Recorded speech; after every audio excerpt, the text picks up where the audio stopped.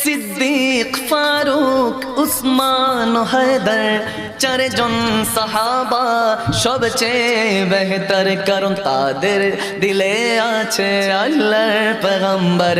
নারায়ে তাকবীর আল্লাহু আকবার, সবাই নারায়ে তাকবীর আল্লাহু আকবার। নারায়ে রিসালাত ইয়া রাসূলুল্লাহ, লা মোহাব্বত নারায়ে তাকবীর আল্লাহু আকবার। নারায়ে রিসালাত ইয়া রাসূলুল্লাহ, দেখা দাও ও গো নবীজি, তোমারি দিদারে আশায় মোরা আছি। ঠিক কিনা? আওয়াজ দিয়ে বলুন ঠিক কিনা?